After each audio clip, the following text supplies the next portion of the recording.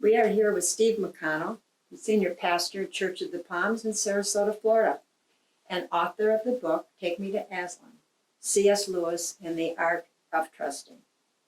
We're going to have a conversation this morning about the Chronicles of Narnia, a series of children's books written by C.S. Lewis in order to understand the background of the stories and their author. Steve, tell us how you got interested in C.S. Lewis, and in particular, the Chronicles of Narnia.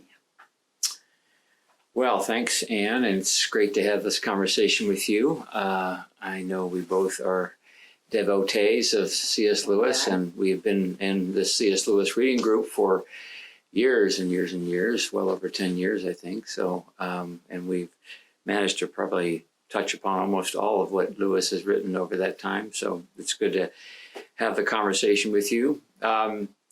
Yeah, my journey with Lewis began a lot later than maybe many would think. I certainly was aware of C.S. Lewis when I was growing up in a pastor's home, and I remember my father commenting on C.S. Lewis and even noticing a couple of his books in his library.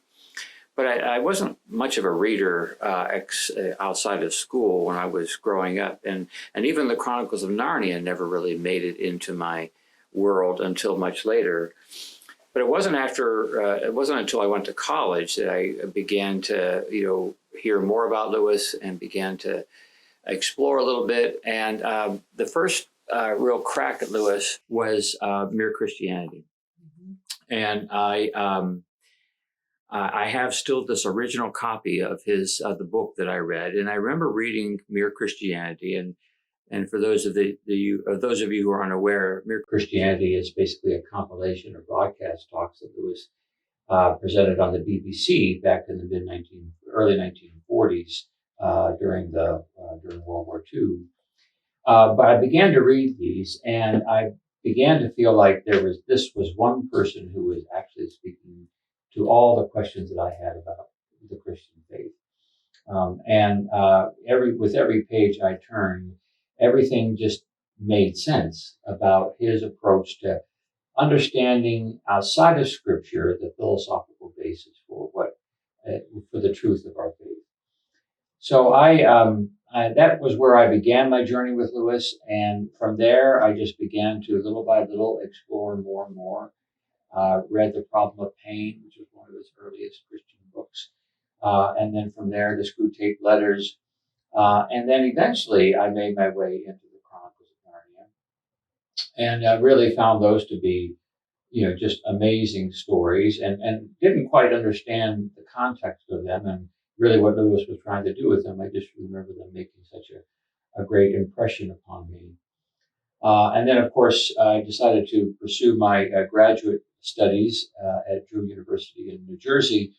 And I found there, by happenstance, two of the great experts on C.S. Lewis on their faculty, and then began to really seriously study with them, and found through their mentorship and their tutelage this great big world of C.S. Lewis opening up. And the more I read, the more he became a soulmate for me. And ever since, I have leaned upon him perhaps far too much, especially in the amount of times he comes up in my sermons and in my teaching and discussion. So that's how I got myself to that point of knowing a little bit about Lewis.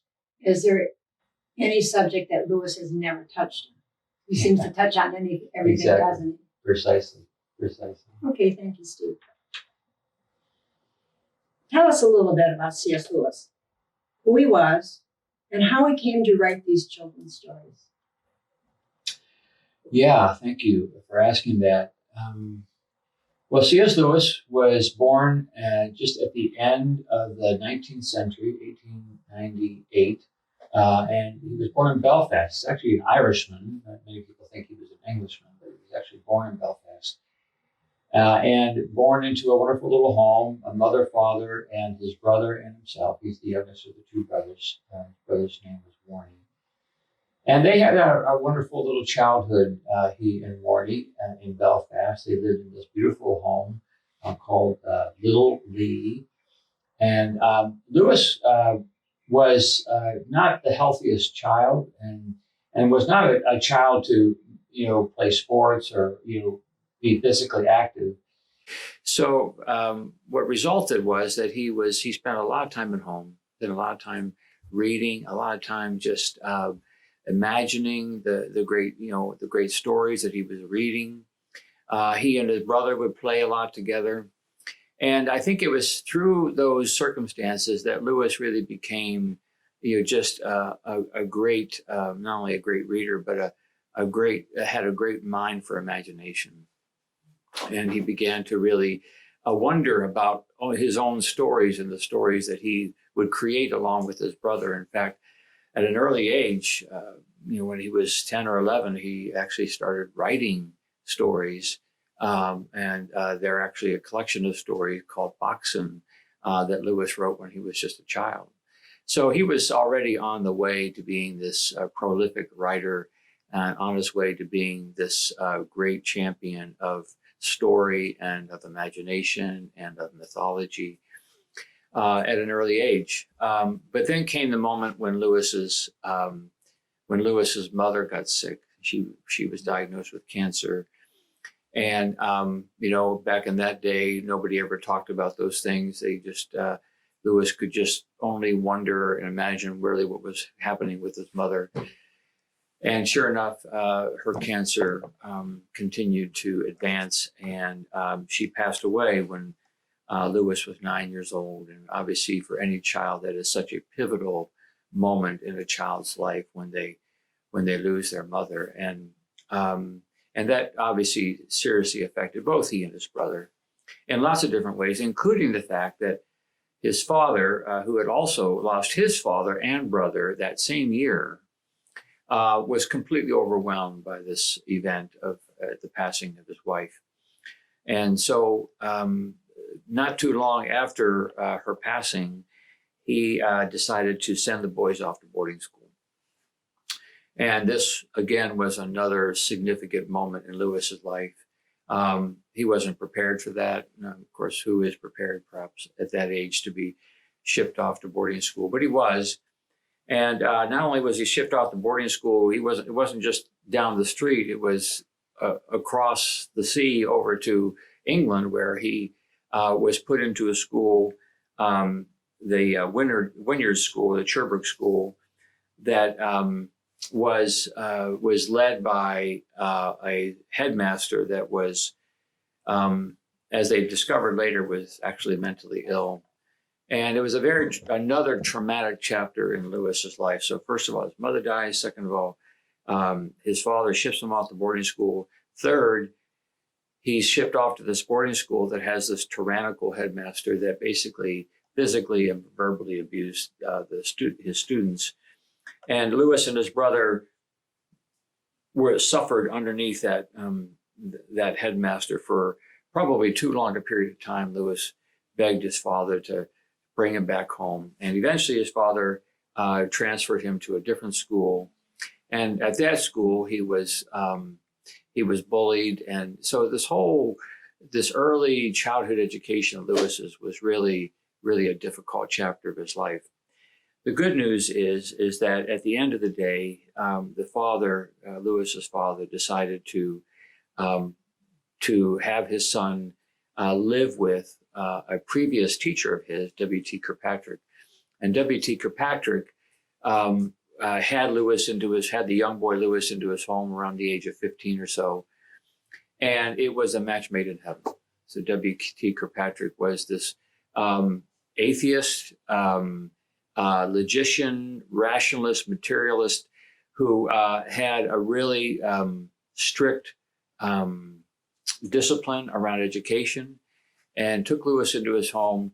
And he was the one who could really access the mind and spirit of young C.S. Lewis. I guess I should say right now that Lewis was always known as Jack and not Clive Staples, which is what CS stands for. So going forward, I'll probably keep referring to him as Jack because that's how everybody called him. But Jack thrived under this relationship with W.T. Kirkpatrick. And it was through that relationship that he was able to be prepared to take the tests in order to get into into college, which he did. And he was admitted to Oxford, which was just, a crowning glory for really any young boy in England back in that time. But as soon as he got to Oxford, World War I broke out.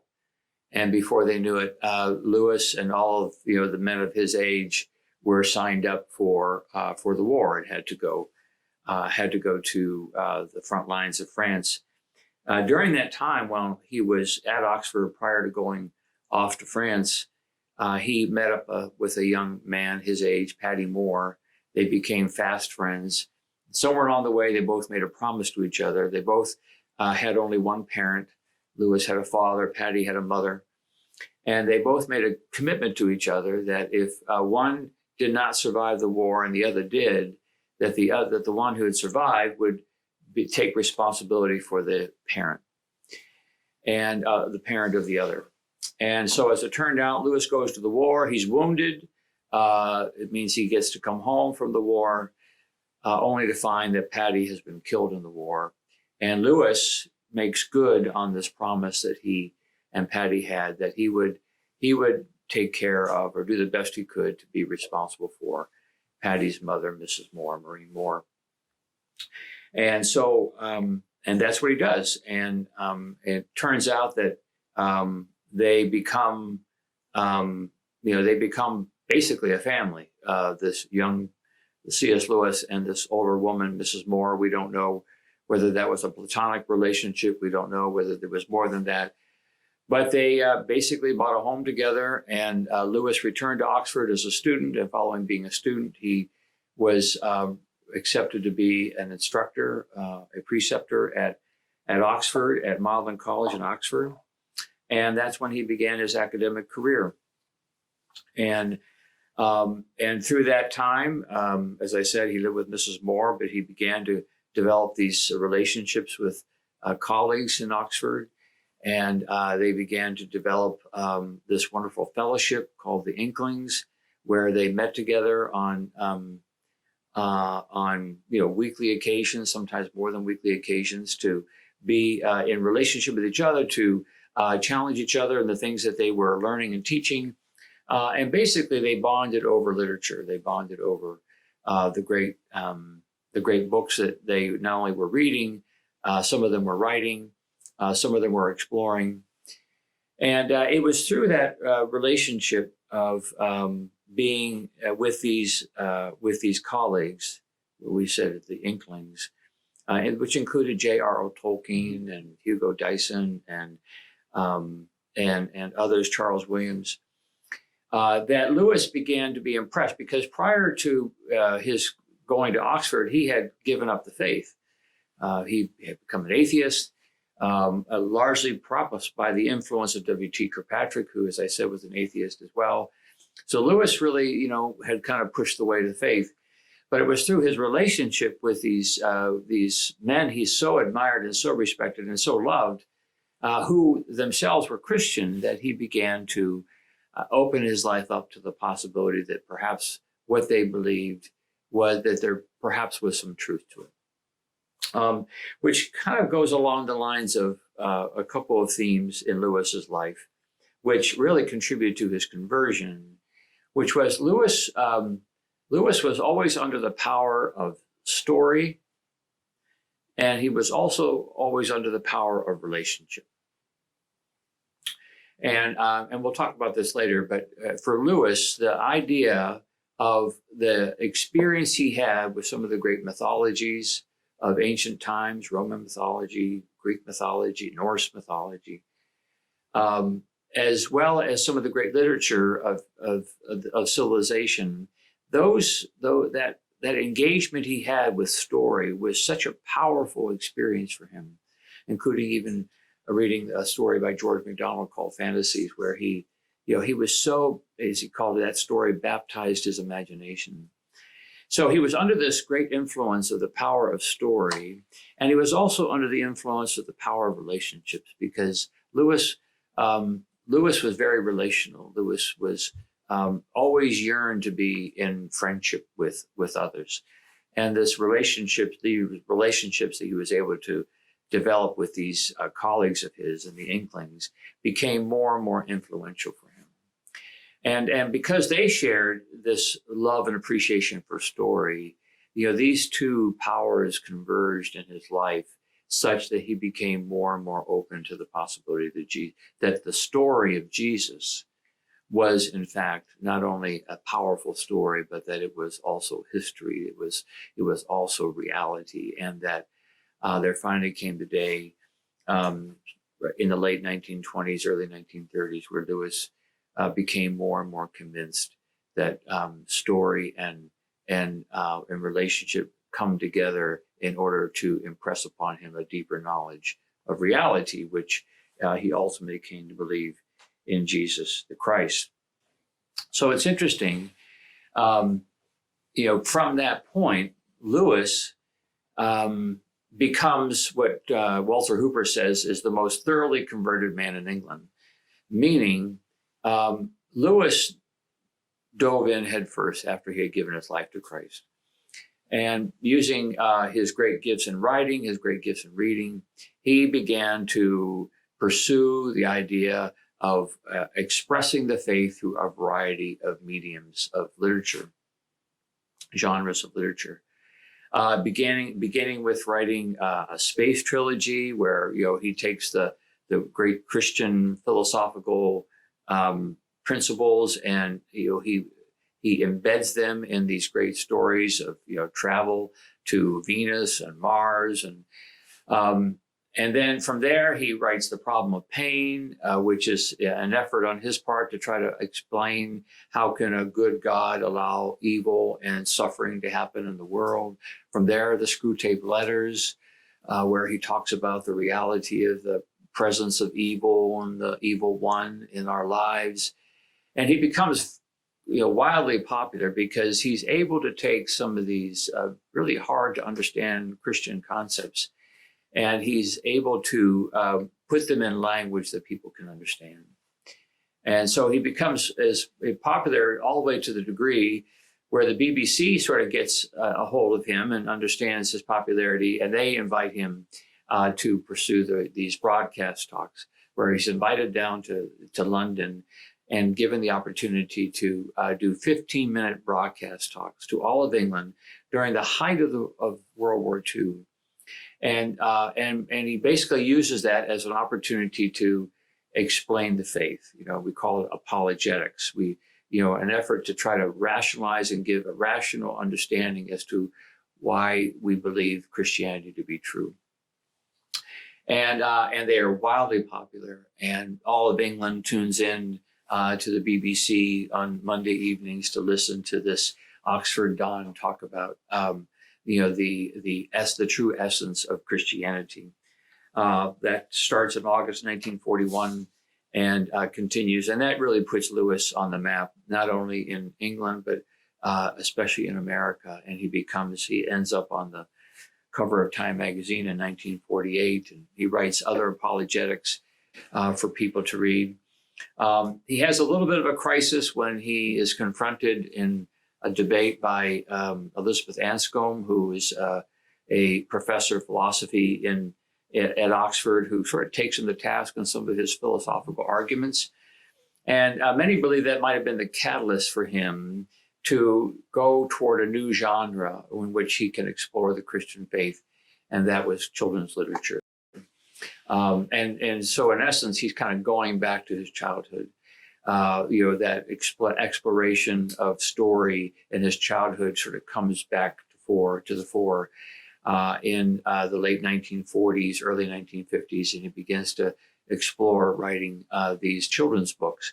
And he doesn't really have a design on exactly how many he's going to write and what they're going to be. Lewis talks about how